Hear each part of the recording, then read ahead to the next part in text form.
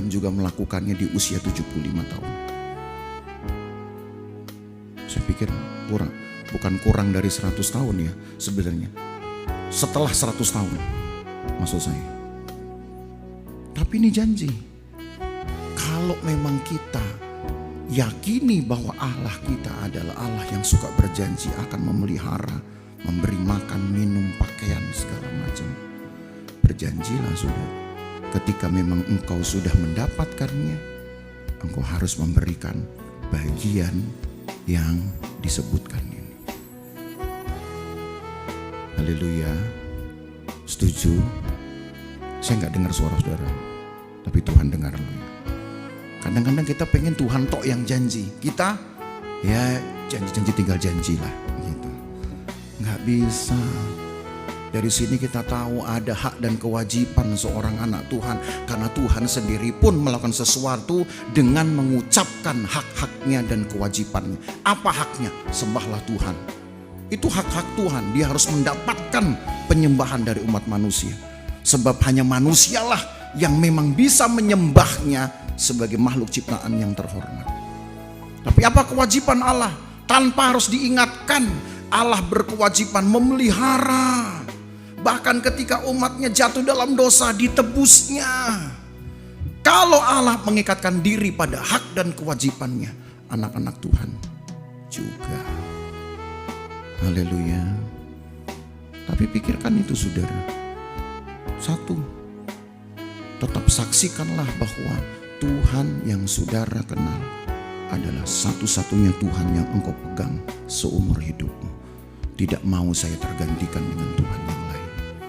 Yang kedua, apa tadi? Hadirkan Tuhan sebanyak mungkin dalam hidupmu. Jadi buat saya, intinya bukan pada yang ketiga. Tiga ini pun tidak akan punya manfaat apa-apa kalau dua yang pertama saudara nggak buat. Tiga ini pun saudara tidak punya nilai tambah apapun. Yaitu memberikan persembahan saudara 1/10 tidak punya nilai tambah apapun kalau dua yang pertama saudara nggak buat. Itu yang saya ingin saudara betul-betul pegang.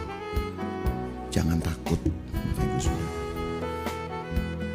Allah kita berjanji, tapi Dia tidak pernah lupa, Dia tidak pernah menunda, dan Dia tidak pernah berdusta. Maka anak Tuhan lakukan ini. Saya percaya kehidupan kita akan dijalani dengan penuh. Minggu depan saudara akan lihat dari kehidupan Yakub setelah dia tiba di padang Haran. Saudara akan lihat bagaimana Yakub dari hari ke hari, tahun ke tahun akan mengumpulkan rezekinya karena janji Tuhan dan karena juga janjinya kepada Tuhan di Betel. Itu momentum. Perjalanan dia memang masih panjang saudara. Masih ada 90 km kedua, ketiga dan seterusnya untuk Betel ini. Semakin ringan dan mantap perjalanan hidupnya. Dia nggak takut lagi Esau mau kejar dia.